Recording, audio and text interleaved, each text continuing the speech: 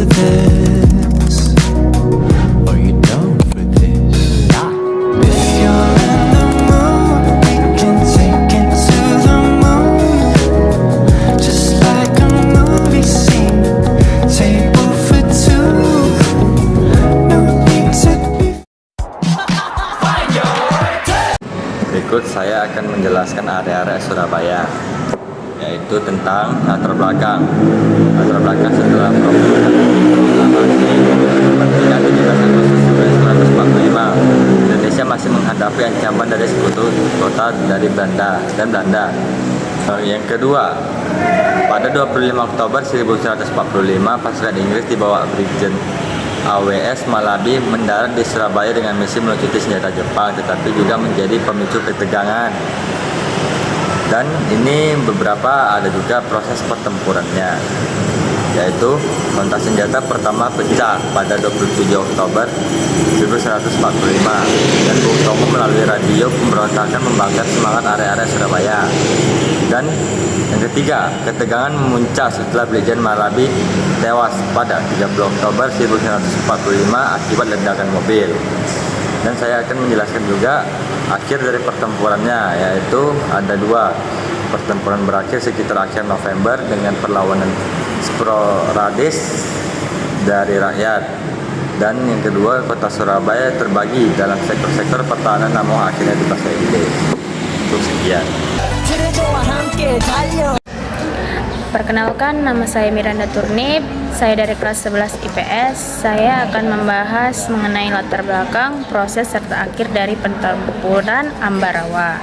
Latar belakangnya itu diawali dengan kedatangan pasukan sekutu. Jadi setelah Jepang menyerah tanpa syarat kepada sekutu pada tahun 1945, pasukan sekutu itu mulai berdatangan ke Indonesia untuk melucuti senjata tentara Jepang dan membebaskan tawanan perang. Jadi pasukan sekutu itu menuntut agar tentara Jepang menyerahkan seluruh senjatanya dan meminta rakyat Indonesia untuk tidak mengganggu proses pelucutan senjata. Namun, karena rakyat Indonesia sudah memproklamasikan kemerdekaannya, mereka menolak tuntutan dari pasukan sekutu dan berusaha mempertahankan kemerdekaannya. Prosesnya itu diawali dengan pertempuran awal yang terjadi pada tanggal 20 Oktober 1945 yang dimana pasukan sekutu mendarat ke Semarang dan kemudian bergerak ke Ambarawa untuk melucuti senjata tentara Jepang. Namun mereka dihadang oleh pasukan Indonesia yang dipimpin oleh Letnan Kolonel M. Sarbini. Pasukan Indonesia melakukan perlawanan sengit terhadap pasukan sekutu dengan menggunakan senjata modern. Pertempuran berlangsung beberapa hari dan memakan banyak korban jiwa di dua belah pihak. Kemudian yang kedua itu pengepungan di Ambarawa. Pasukan Indonesia melakukan pengepungan kepada pasukan sekutu untuk memaksa pasukan sekutu keluar dari kota. Akhir dari pertempuran Ambarawa ini diakhiri dengan kemenangan Indonesia. Jadi pasukan sekutu itu akhirnya terpaksa meninggalkan Ambarawa pada tanggal 15 Desember 1945. Kemenangan pasukan Indonesia ini merupakan salah satu keberhasilan dalam mempertahankan kemerdekaannya. Jadi dampak dari pertempuran Ambarawa ini membangkitkan semangat nasional serta menunjukkan bahwa rakyat Indonesia bersedia dalam mempertahankan kemerdekaannya. Intinya mereka mengembangkan sikap persatuan dan kesatuan dalam mempertahankan kemerdekaan mereka. Perkenalkan, nama saya Andrea. Saya akan menjelaskan latar belakang, proses, dan akhir dari pertempuran Medan Area. Yang pertama itu latar belakang pertempuran Medan Area. Latar belakang pertempuran Medan Area terjadi karena adanya beberapa faktor. Salah satunya itu kedatangan tentara sekutu Inggris ke Sumatera Utara pada tanggal 9 Oktober 1945. Itu dipimpin oleh T.E.D. Kelly. Mereka datang untuk membebaskan tawanan Belanda. Baru konflik antara Indonesia dan sekutu dan ultimatum sekutu. Selanjutnya yang kedua itu proses pertempuran Medan Area. Proses ini terjadi karena kedatangan tentara sekutu dan Ica serta insiden penginjakan lencana merah putih yang memicu memicu kemarahan masyarakat Medan dan perlawanan terhadap sekutu. Dan yang ketiga itu akhir dari perang pertempuran Medan Area. Akhir pertempuran Medan Area pada tanggal 15 Februari 1947 menandai berakhirnya konflik senjata yang berkecamuk di wilayah tersebut. Sekian penjelasan dari saya. Terima kasih.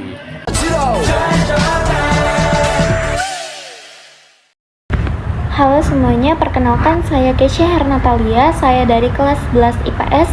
Saya akan menjelaskan mengenai materi kelompok, yaitu perjuangan rakyat Semarang dalam melawan rakyat Jepang.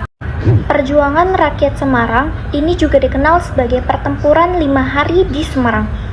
Sebelum kita mengetahui latar belakang dari pertempuran 5 hari di Semarang ini, alangkah baiknya kita mengetahui apa sih itu pertempuran 5 hari di Semarang.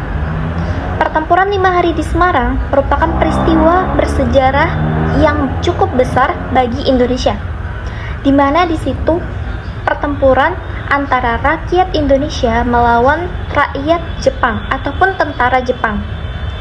Nah, di sini sesuai namanya di Semarang, itu artinya pertempuran ini dilakukan di Semarang. Pertempuran 5 hari ini terjadi selama 5 hari dari tanggal 15 sampai 20 Oktober 1945. Di sini itu masih pada masa transisi kekuasaan Jepang ke Belanda. Untuk memperingati peristiwa tersebut, dibangunlah monumen Tugu Muda yang terletak di bundaran Jalan Pemuda atau simpang antara Jalan Pandanara, Jalan Imam Bonjol, dan Jalan MGR Sogi Japranta. Tugu itu kemudian menjadi pengingat dan penghargaan atas perjuangan para pemuda dalam peristiwa heroik pertempuran 5 hari di Semarang. Selanjutnya kita akan membahas mengenai latar belakang pertempuran 5 hari di Semarang. Peristiwa ini terjadi setelah Jepang menyerah kepada sekutu pada tanggal 15 Agustus 1945. Nah, ini itu juga disusul dengan proklamasi kemerdekaan Republik Indonesia pada tanggal 17 Agustus 1945. Setelah proklamasi kemerdekaan Indonesia pada 17 Agustus 1945, masih banyak prajurit Jepang yang belum bisa pulang ke negaranya.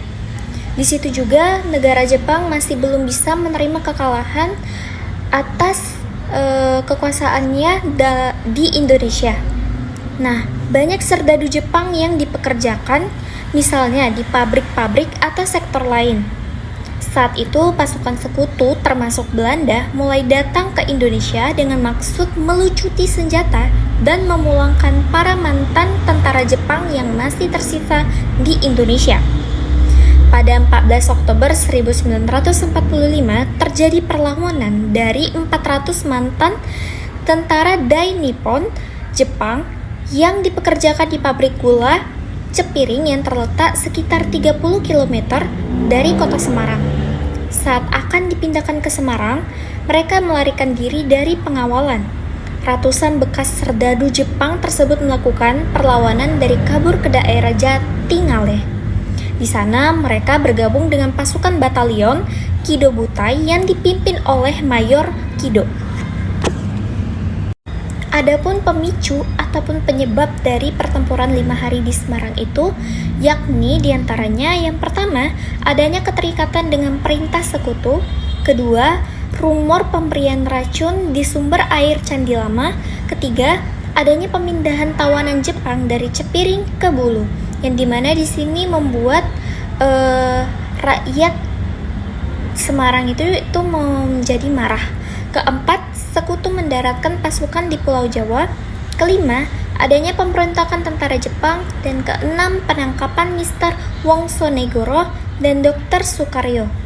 Bahkan di sini pada hal keenam ini, Dr. Sukaryo itu juga dibunuh oleh pihak sekutu.